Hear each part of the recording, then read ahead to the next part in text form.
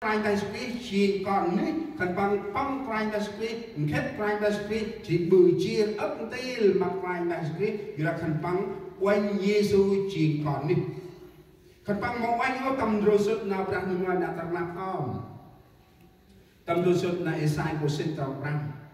nào dân nào nó hàng của sinh trọng răng ta đông hè răng rìa ngoài về Berarti kue api tiap hari, kue con phục lô ăn mặc hè, nào tươi chả quên tâm, tập lòng lịch vùng nào mặc bằng, xin nam tay ngăn, xin nam lòng, xin lòng cười, xin lòng bỏ, xin lòng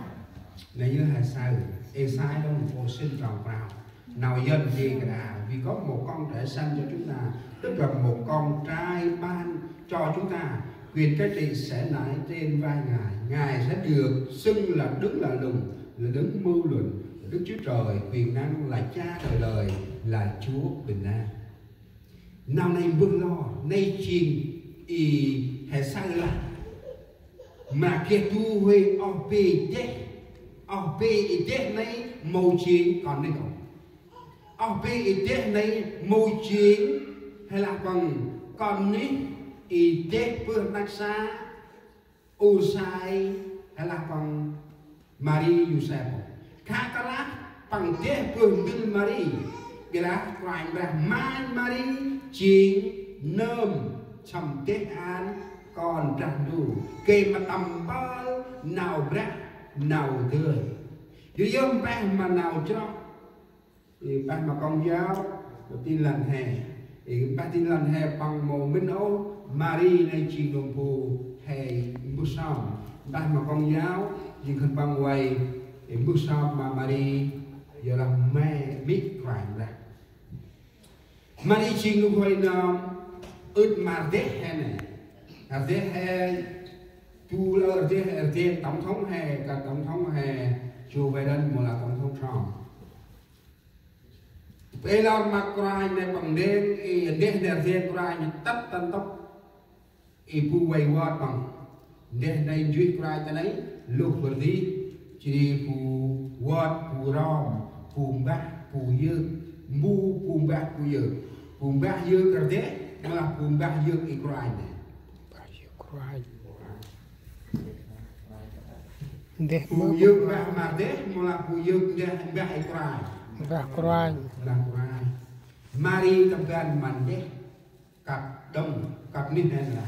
Marie không phải là nguồn phước nhưng Marie là được phước Đức Chúa Trời chọn. Jadi yang anh hãy kích đi quan đại sứ nhung bố brandu man Marie chiên bằng kia nào bún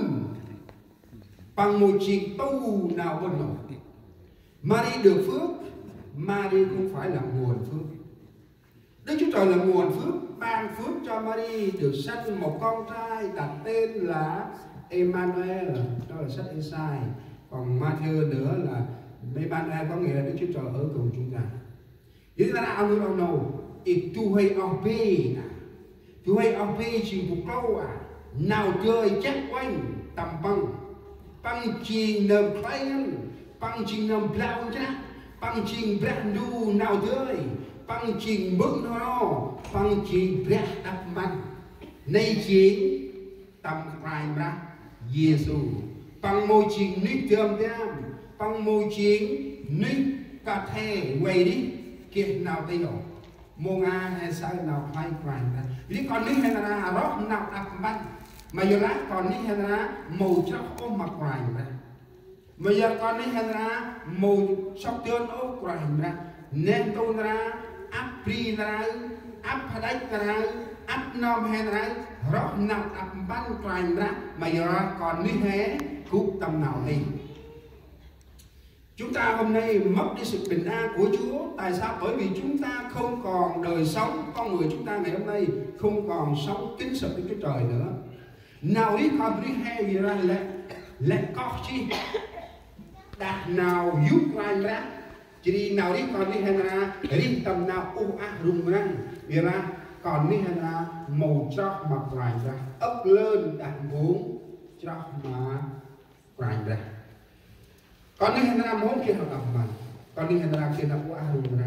bây giờ là hè màu sóc tường còn ra được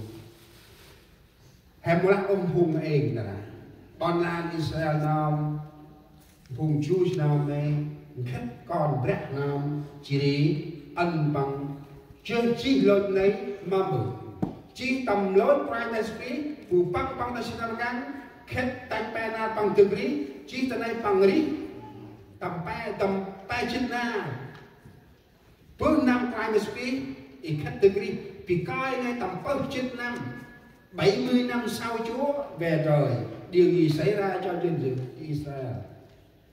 mà nào tắt ta bọn là Israel lôi tầm bước trên năm này không Brang nung ram prach bọn là Israel tu tầm Apri trên tít trên năm buông khách nhất là trong